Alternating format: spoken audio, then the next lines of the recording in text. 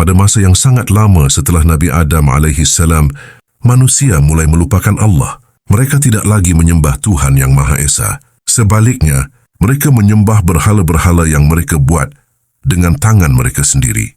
Nama-nama berhala itu disebutkan dalam Al-Quran: Wad, Suwa, Yaghutz, Ya'uq, dan Nasr. Awalnya hanyalah simbol orang-orang saleh, namun perlahan berubah menjadi sesembahan. Di tengah kegelapan itu, Allah mengutus seorang nabi yang sabar, lembut, dan penuh kasih, Nabi Nuh alaihissalam. Nabi Nuh berdiri di hadapan kaumnya dan berkata dengan penuh cinta, "Wahai kaumku, sembahlah Allah, tidak ada Tuhan bagimu selain Dia." Namun kaumnya justru tertawa. Para pemimpin yang sombong berkata, "Kami tidak melihat engkau kecuali manusia biasa seperti kami." Hari demi hari, tahun demi tahun, Nabi Nuh terus berdakwah siang dan malam, terang-terangan dan diam-diam. Allah berfirman bahwa Nabi Nuh berdakwah selama 950 tahun. Bayangkan, hampir 1 milenium namun hanya sedikit yang beriman. Sebagian besar kaumnya menutup telinga, menutup mata dan menutup hati. Dengan hati yang penuh duka, Nabi Nuh berdoa, "Ya Tuhanku, jangan engkau biarkan seorang pun dari orang-orang kafir itu tinggal di muka bumi." Doa seorang nabi yang terzalimi tidak tertolak. Allah pun memerintahkan Nabi Nuh untuk melakukan sesuatu yang tidak pernah terbayangkan oleh manusia saat itu. Allah berfirman, "Buatlah bahtera dengan pengawasan dan wahyu kami." Di sebuah tempat yang tidak ada laut, tidak ada sungai, Nabi Nuh mulai membuat perahu besar. Orang-orang kafir tertawa terbahak-bahak. "Wahai Nuh, apakah engkau sekarang menjadi tukang kapal di tengah daratan?"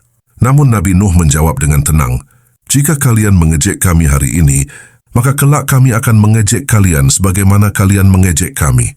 Papan demi papan disusun, paku demi paku ditancapkan. Perahu raksasa itu berdiri kokoh. Allah memberi tanda yang sangat jelas. Apabila dapur telah memancarkan air, tiba-tiba air menyembur dari tanah. Langit menjadi gelap. Awan hitam berkumpul. Hujan turun bukan seperti hujan biasa. Ia turun deras tanpa henti. Air memancar dari bumi. Hujan turun dari langit. Dua sumber air bertemu dan menjadi banjir bandang terbesar dalam sejarah manusia. Gunung-gunung tertutup air. Rumah-rumah hancur. Manusia berlarian panik. Nabi Nuh segera menaikkan orang-orang beriman ke dalam perahu. Ia juga memasukkan sepasang dari setiap jenis hewan. Di tengah kekacauan itu, Nabi Nuh melihat anaknya yang tidak beriman. Beliau berseru dengan suara penuh harap, "Wahai anakku, naiklah bersama kami. Jangan bersama orang-orang kafir." Namun sang anak menjawab dengan sombong, "Aku akan berlindung ke gunung yang dapat melindungiku dari air." Nabi Nuh berkata, "Tidak ada yang dapat melindungi dari azab Allah hari ini selain yang dirahmatinya." Gelombang besar datang, dan anak Nabi Nuh pun tenggelam. Hati seorang Nabi menangis, namun keadilan Allah tetap berlaku. Perahu itu berlayar di atas gelombang setinggi gunung. Allah menjaga bahtera itu dengan kuasanya. Hari berganti hari, bulan berganti bulan. Seluruh bumi telah dibersihkan dari kekafiran. Akhirnya Allah berfirman, "Wahai bumi, telanlah airmu. Wahai langit, berhentilah." Air surut perlahan, dan perahu Nabi Nuh berlabuh dengan aman di Bukit Judi. Allah berfirman, dikatakan, "Wahai bumi, telanlah airmu." Dan bahtera itu pun berlabuh di Bukit Judi. Penutup dan hikmah. Nabi Nuh dan orang-orang beriman turun dari perahu.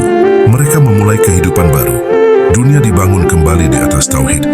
Kisah Nabi Nuh mengajarkan kita kesabaran tanpa batas, ketaatan total kepada Allah, bahwa keselamatan bukan karena keturunan, tapi karena iman. Dan azab Allah itu nyata bagi yang mendustakannya